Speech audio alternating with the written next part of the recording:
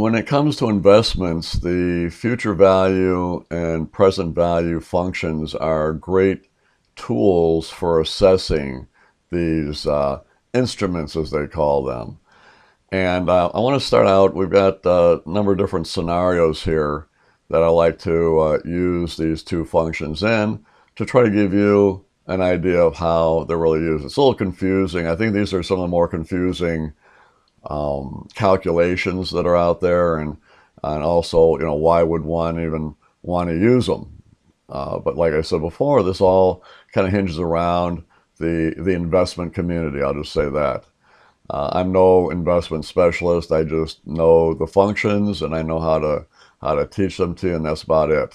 All right. So what we're looking at first of all is a situation where we're kind of maybe thinking about purchasing an annuity. That means give somebody a big chunk of change, all right, have it be invested at a certain dollar amount for a certain period of time, and during that period of time, you're able to pull a certain amount out every month. So it's almost like, okay, I retired, I got, I don't know, $1 million. That'd be nice. $1 million as a lump sum, or maybe it's in your 401k, you know, whatever it happens to be. And now what you want to do is get that into something where you can depend on getting a certain amount every month as almost like income, and at the same time know that you'll be getting that, let's say, for the next 40 years. So here's our scenario. We found an annuity that will pay 6%, one that will pay us $5,000 every month for 40 years. Okay, so that's our information there. Now, given just those numbers, if you were to take a look at calculating it out, where we would figure out what that would be over 40 years, that would be a total, amount that they've given out, including the principal as well, a little over $2.4 million. So what is the one-time lump sum, payment you would make, deposit, whatever you want to call it, so now the following month you will receive $5,000, and you will receive that every month for the next 40 years. All right. And by the end of the 40th year, that's it, no more. All right. So this is more of a retirement kind of plan thing. So anyway, so here's what we're going to do.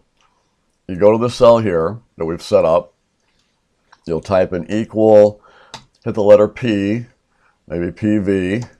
There it is, present value. So we're going to double click onto that. All right.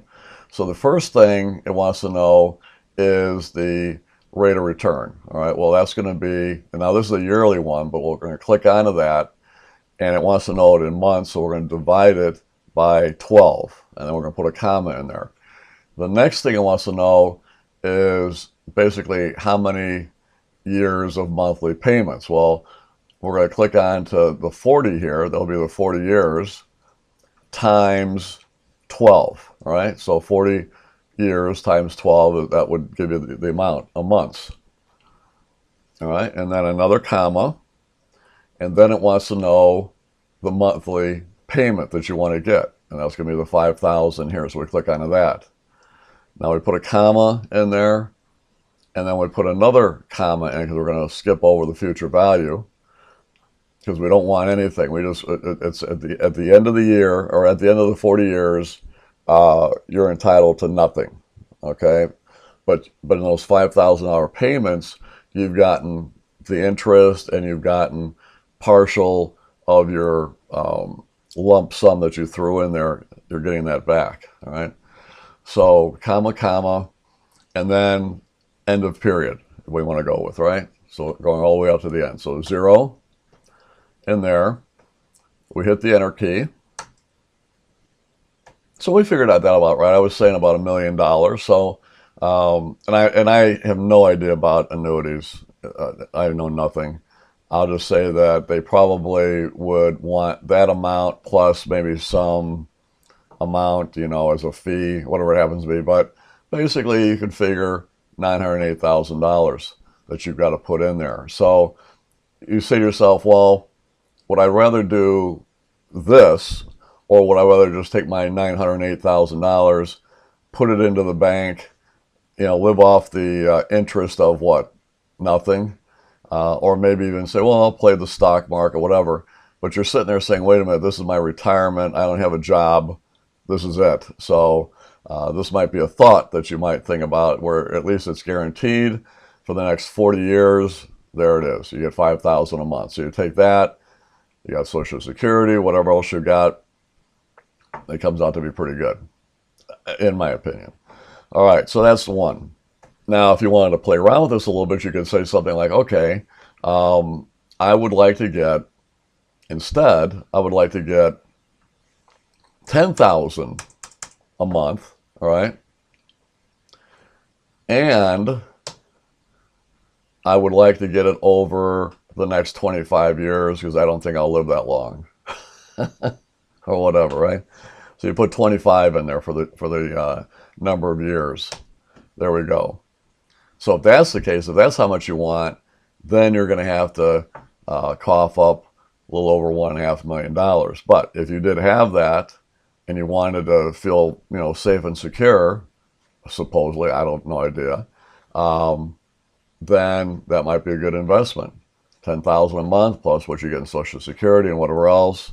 That might be a good thing. All right, so that's how you play that one. So that's our first present value type scenario type calculation. So that would be a thought.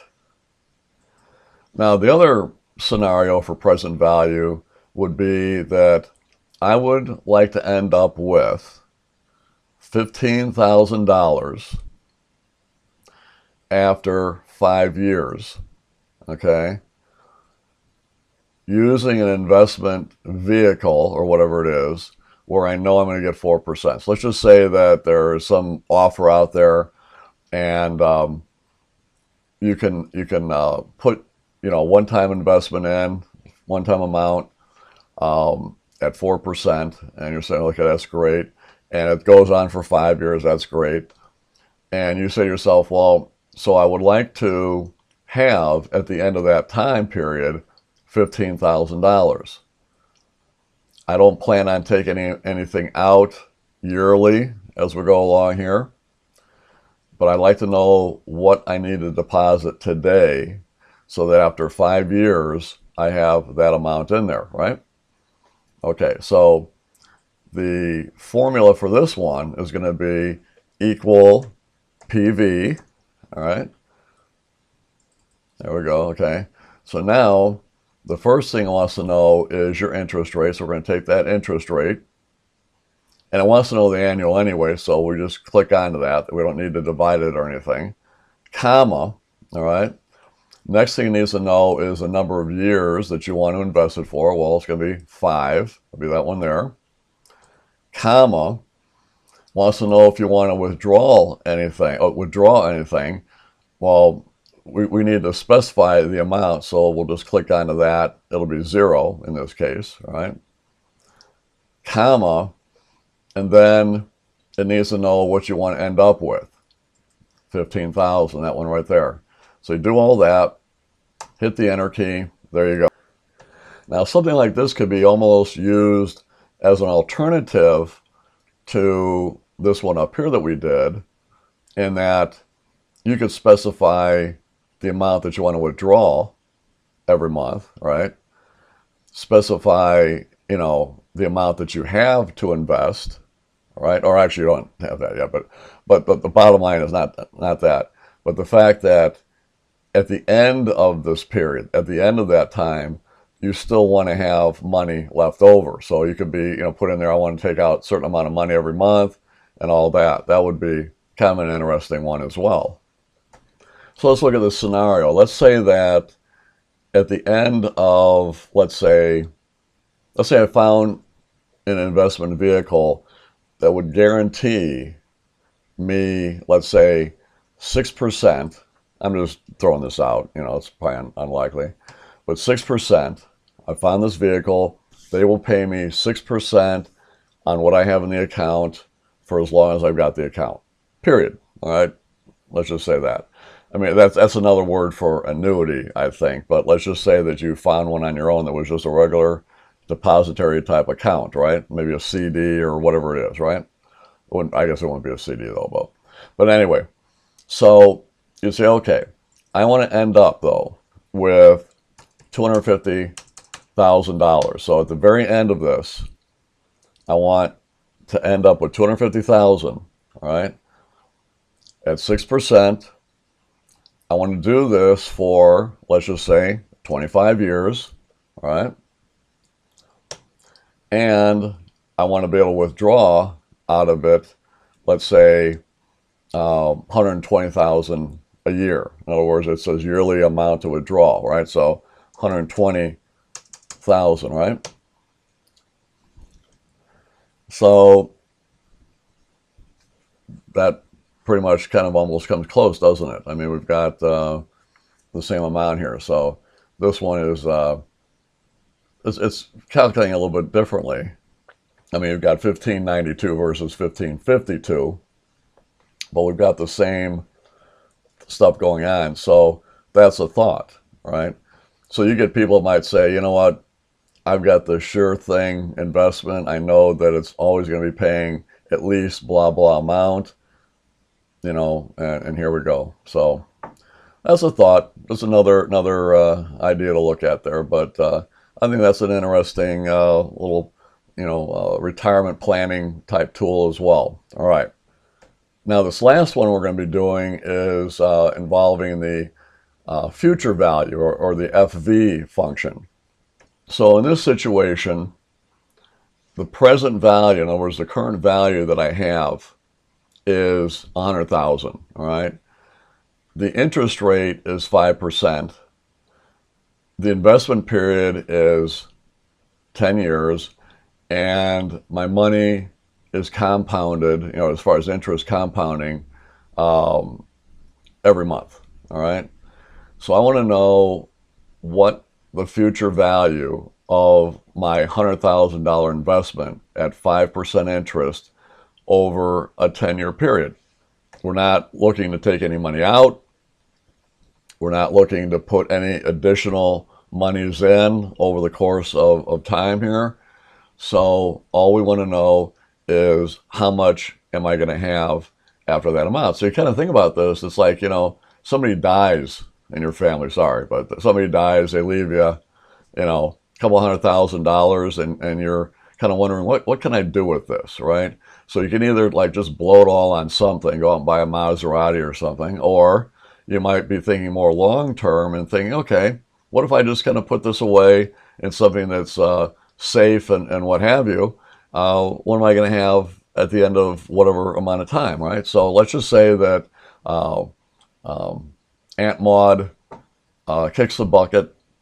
She leaves you $300,000, right? And you go to your bank and you say, hey, I got 300. I'm willing just to put this in. I'm not going to touch it. I don't want to touch it for the next 30 years.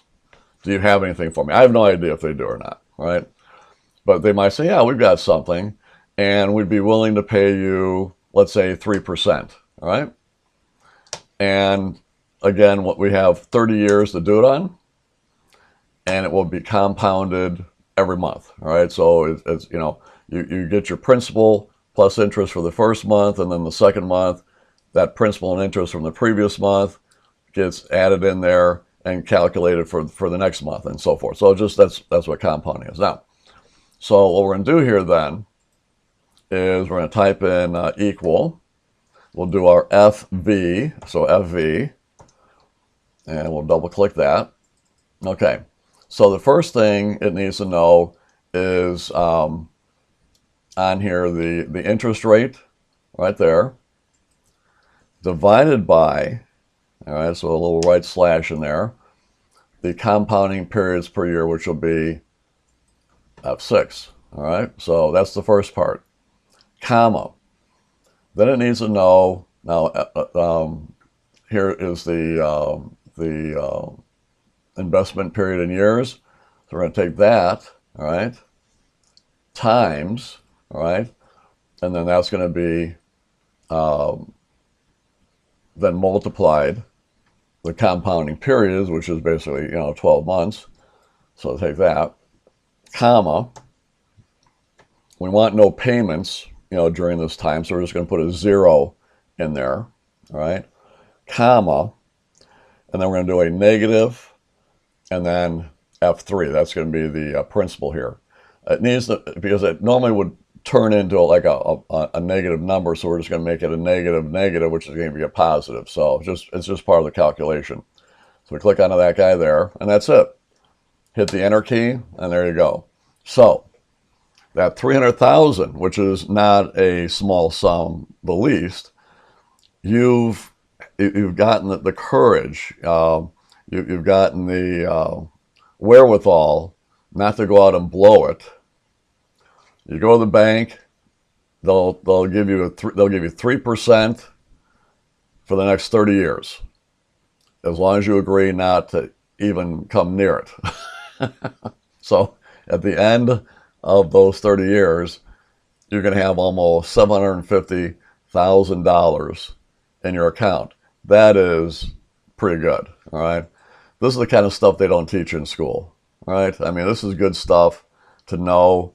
I'm sure there have been a lot of people in this same situation that ended up, just blowing it or whatever, not realizing that they could have quite a bit of money at the end of those 30 years. So that's pretty much how how you work the future value. So hopefully this will be of some use to either in business or personally. I think it's a great, between this and the other stuff that we've been doing with the other videos, I think these are great just investment tools or just retirement planning type tools, right? So anyway, so hopefully you like these, and I appreciate you watching the videos.